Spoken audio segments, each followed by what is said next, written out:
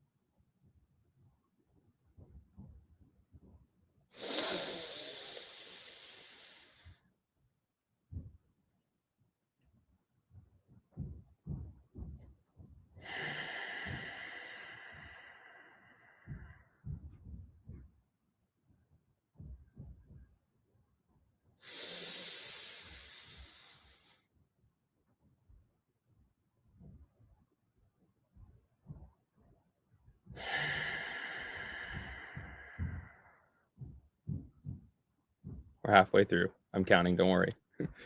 In.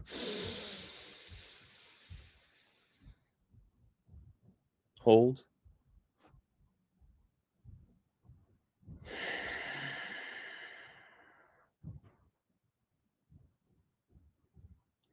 Wait, sorry.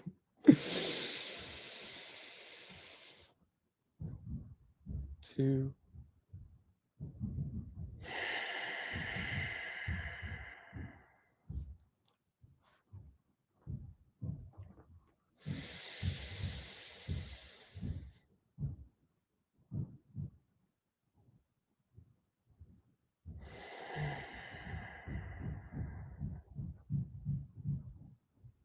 Just 2 more.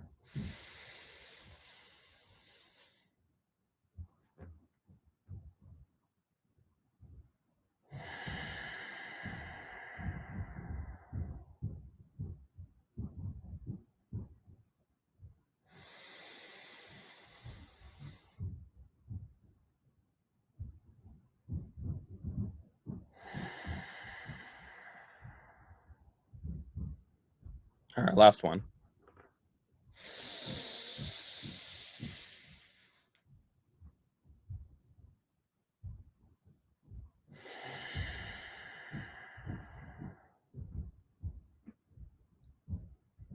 All right. So, yeah, that really simple box breath, that's like, what was that, 2 minutes? Something like that. It's pretty hard to be like angry after doing that, just biophysically. So, if you're ever in an anxious state, an angry state, you're saying things you don't want to say to your loved ones or people, this is a really quick way. It seems like forever, but it's a pretty quick way time-wise to just snap out of whatever state you're in and to kind of put yourself in a better situation. So that's kind of the first one. The I don't know if I see chats, but if there's chat, maybe Jack can monitor that. Okay. And then second one, this one is pretty, this one's pretty universal as well. This next one is called, it's all pranayama, but this one's kind of the more traditional one. So this one, basically, you kind of, it's alternating nostril breathing. I'm sure, this is very common.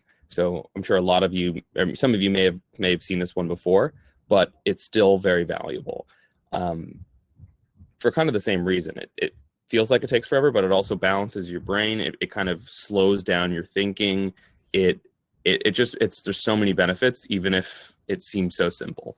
So basically, you just take one of your hands. I just take my right hand. I'm right hand dominant, and then plug your kind of, I guess, your left nose.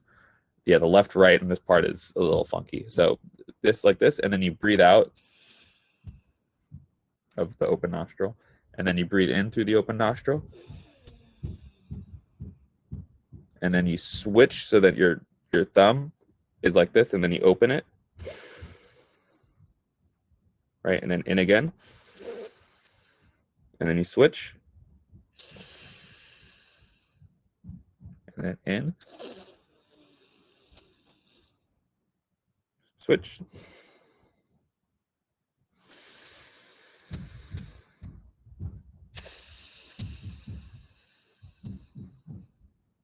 just like that. It naturally slows down your breathing because, there's less airflow.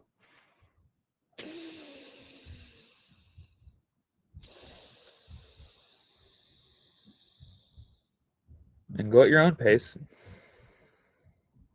The slower you go, the better. But sustainability is key. It shouldn't feel like effort. Just possibly relaxing.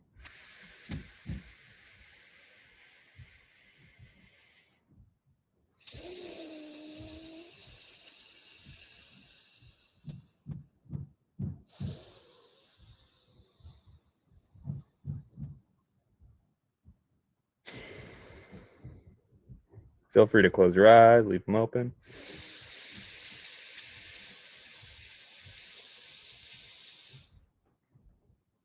you want, you can hold at the top. This is great. My breath is being held right now to some degree.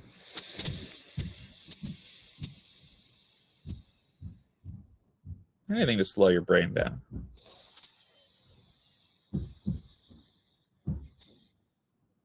Do a couple more.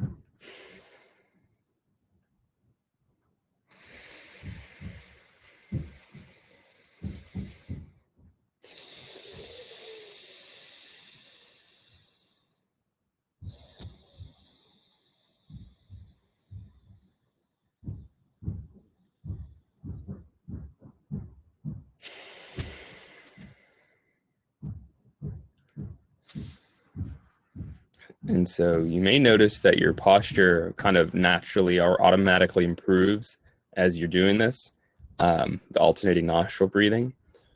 But I mean, so we can kind of wind that one down. So that one, yeah, I mean, I don't know if you noticed it as well, but it also, again, it's very hard to be angry while doing that or after doing that. And that's kind of by design, where you slow your breathing down and it makes a big difference. I don't know how many people are familiar with Maslow's hierarchy of needs. This to me is kind of a foundational framework. Basically, in the 1800s or something, this psychologist Abraham Maslow came up with this theory where people have needs and they're pretty hierarchical. So you don't really care, about self-esteem issues when you can't breathe, and you don't care about, housing if, you don't have water. Basically, people take care of the fundamental things first. Breathing is the most fundamental from that framework. And if you're modulating your breathing and if you're kind of in control of your breathing, then you can kind of take control of everything else. Everything that flows from there, everything flows from the breath. So that's kind of, those are two kind of, if you're in an acute situation or you've seen other people in acute situations, that's the first thing I would go to, other than, like getting their attention and all that. So those are kind of ones that really put your breath in touch with your mind and connect your mind and body. If there's no comments in the chat, I guess I can just go through a few more. If there's others, yeah, why not? So there's one that's pretty funky. I don't know how this one. Okay.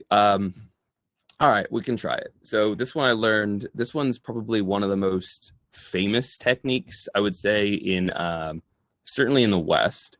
I think it's like Sudarshan Kriya is the name. It's basically the art of living. There's like the leader has like millions of people on, like followers and such. So like by conventional standards, it's popular. It can make like, so I'll show it now, like against. It's just okay. You can be a little lightheaded if you're doing this. It's kind of an intense technique, but I'm telling you, it's very popular. It has like lots of benefits if you do it right. But all right, we'll just do it. Okay, so basically, you kind of make sure you have your arms have space, because it's a kind of movement oriented one, and basically, it can make you lightheaded, and that's okay. It's not a bad thing. In fact, I remember doing this. I was in India and I was doing this. It was very like I had to just sit down, but I remember I had like these memories come up from like 10, 12 years ago, and it was very happy memories. It's just a very powerful technique. But keep in mind, it can make you lightheaded and dizzy. So we'll just do 10. So it's not like crazy. I'm not trying to, hurt anyone here. So basically you put your arms up like this, and then as hard and fast as you can. So you make a fist, and I'll just do one where you kind of exhale through your nose while doing this. So breathe in, and then, right, as fast as you can, right? And you just do that 10 times.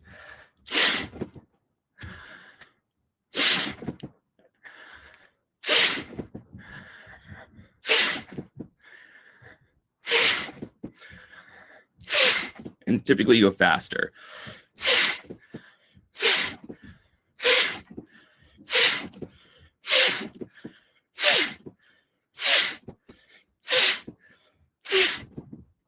That's 10.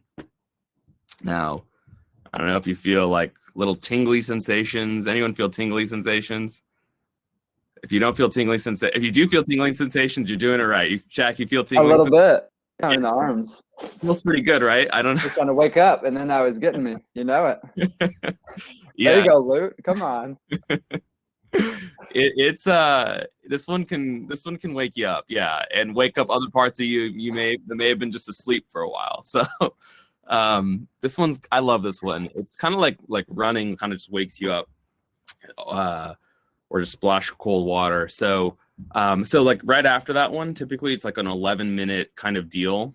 So I think after that you kind of do this one where you do the same thing but like this. So you do like 10 of these as fast as you can, then you do 10 of these as fast as you can, right? So then that's kind of the routine, the kind of thing. But yeah, the tingling is good. It kind of just wakes your neurons up. All right. So all right, let's just do one more. That seems kind of fun. So we'll do the 10 of these and then 10 of these, just kind of back to back, as fast and hard as you can, as far as, you know, being comfortable. Talk to your doctor, whatever, I don't know, but just we're gonna do this. So 10 of these as fast as you can, 10 of these as hard as fast as you can. Okay, so 3, 2, 1.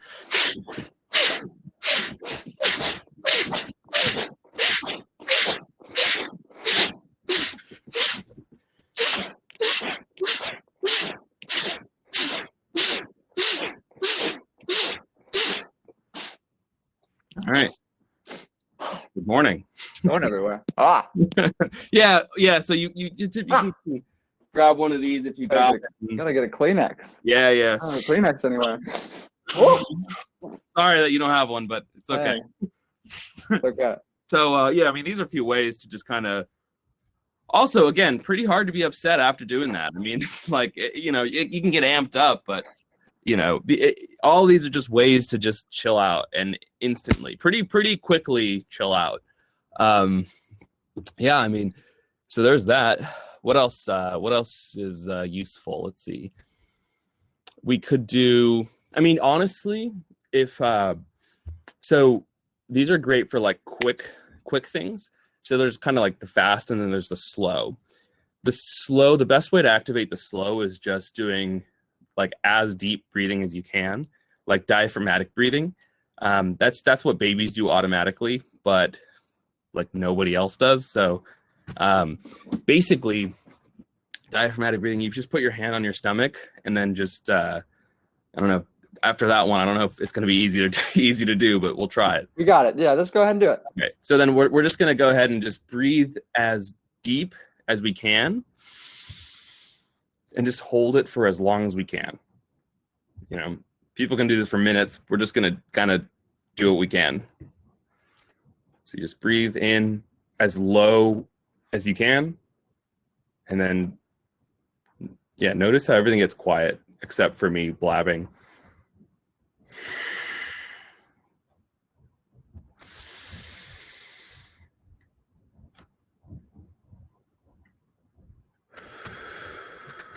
You want to put the hand on the stomach? Yeah. So you kind of put your hand on your diaphragm, which is kind of stomachy, near your stomach. And so basically you want to make sure that your hand is moving away from your body. That's how you're doing it right. Because like sometimes when we're shallow breathing, we go like this, and when like our chest expands. But so actually this goes into like what Om is. So Om, this is meditation 101. Okay, we should do this. So meditation, Om is basically the kind of standard thing that you hear people saying Om for like forever, right? And that's meditation. So it's actually It's 3 different components, and it's all related to the breath that we kind of started to do. So basically, when you put your hand over your stomach, we're still doing that, Jack. So you put your hand over your stomach, and so that's when you breathe in, and you're for your diaphragm, the belly should kind of go out, and then if you kind of have a second breath in your stomach, in your chest, and then you have a third breath in your head, and then all 3 parts of your places of your body that can kind of support air are full. So you can actually do 3 breaths in one breath. First, you can expand your diaphragm, then your chest, and then your head. And then that's a full breath. So, that's a full breath. Rarely do people, do a full breath. So, you do that. And so, so is on the kind of there you go, Jack. Is kind of that sound from the belly, that kind of energy. That's like the gut, the fire, that kind of energy. And then ooh is the throat chakra, the chest, this kind of ooh. And then is this higher vibration energy. So you have the ooh, and you have all of those combined, and that's when you get the you get that kind of like, if you really kind of just keep getting into it, you get the like deep resonant frequency that resonates with all of you. So all of your energy centers are activated, and it's very powerful. You feel very centered, and it's very liberating. So that's the theory, and that's the practice of it. So I mean, we can just do it now. Why not? That seems like a good thing to do. So all right. So then let's start with the breathing. So the breathing is going to be the kind of like my hands on my belly. It's Buddha belly. So I'm just going to let it be right here. And then you just kind of breathe. So just do a diaphragmatic breathing. So you just go, hold it for however long you can. Just be comfortable with your diaphragm. Now, on top of that big belly breath, add your chest breath. Yep. And then add the head breath. That one's going to be tiny. And then it's like you're like sipping water. And then hold this for like however long you can. And eventually, you just kind of let it go. So then now, just add sound to it. All right. Don't worry about what it sounds like. It does not matter.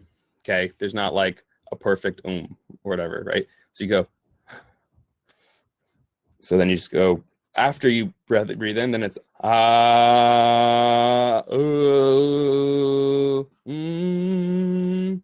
then you can combine them.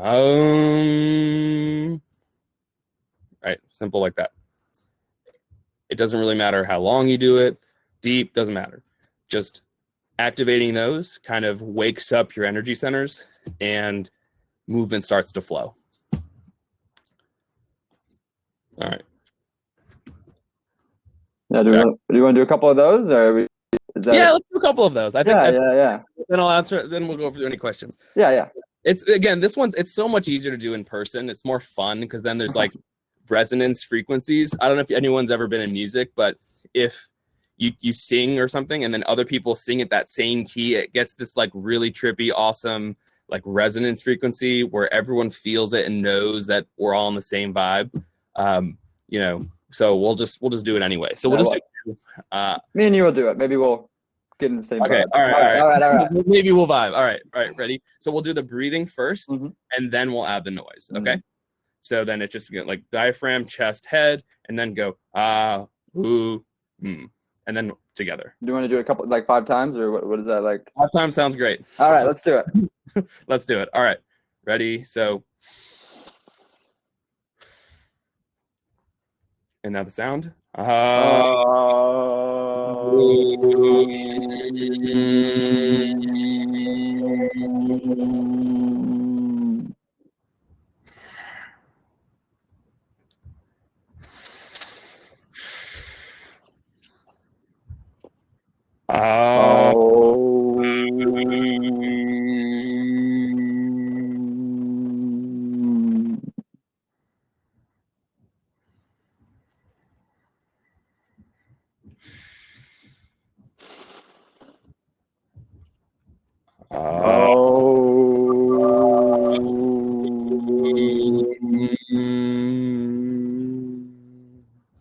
It's 3 distinct.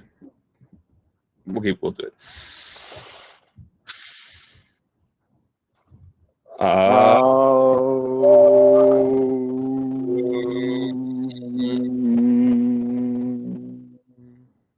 Boom. And one more, I think.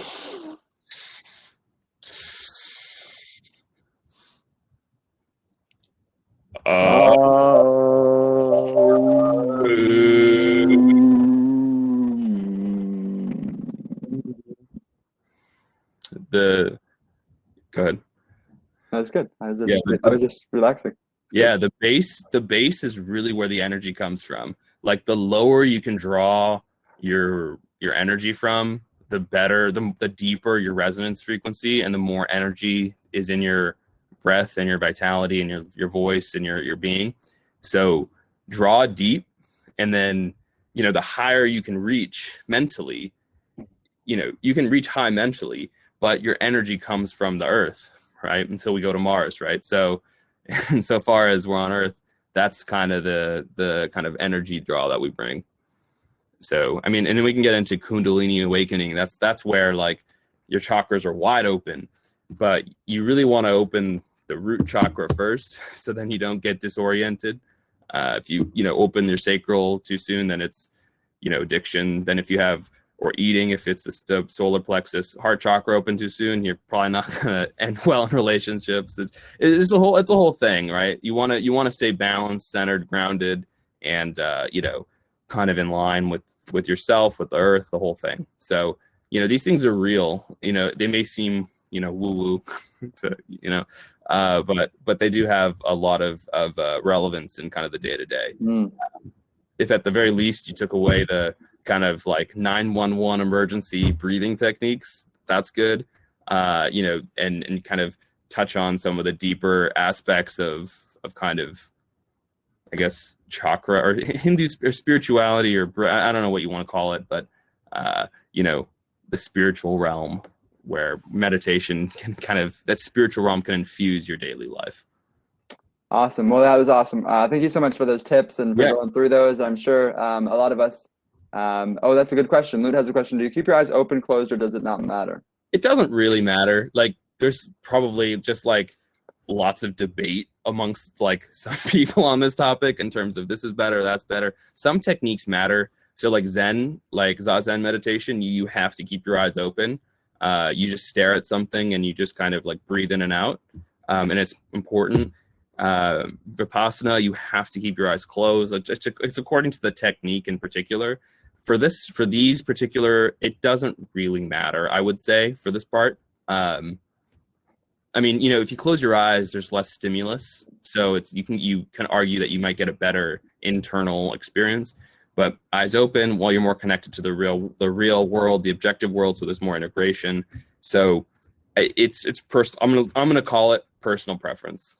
Awesome. And then you can touch on something a little bit with this. Do you offer meditation classes? Not really. I can. I can. I'm happy to kind of explore that. You want to mention iBench? Yeah.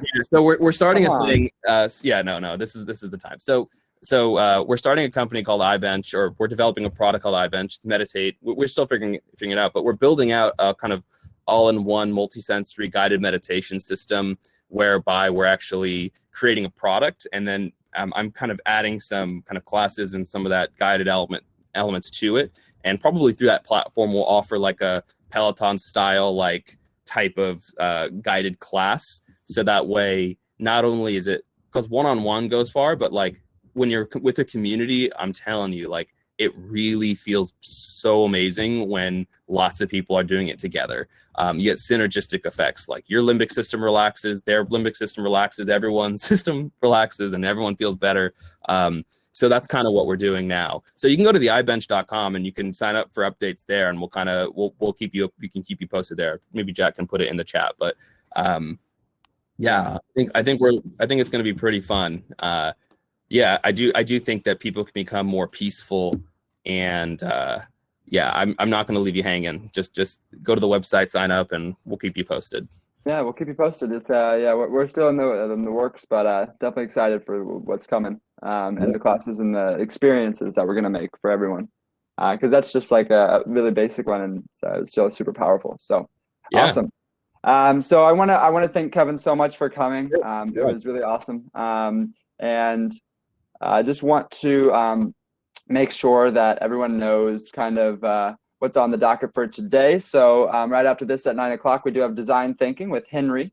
He is a former Facebook product manager, so he's going to go through what it really means to go through design thinking. But also, I want to really encourage everyone as we're getting along here and you're enjoying your events that you're coming to really throw it out on your social medias. We want the most people here as possible, and we can't reach everyone, so we want you guys to reach out to your connections, really show why this is a powerful thing. Why you're loving these events. You want to post on your social medias, specifically Instagram would be great. Tag us at Chicago Startup Week, and we'll share your posts and we'll really get the word out. But thank you again for coming, and I hope you guys have a great rest of your day. And we have 3 days left of this, so make the most of it. All right. Only Bye. 2 days. Yeah. All right. Oh no. All right. Bye. Bye.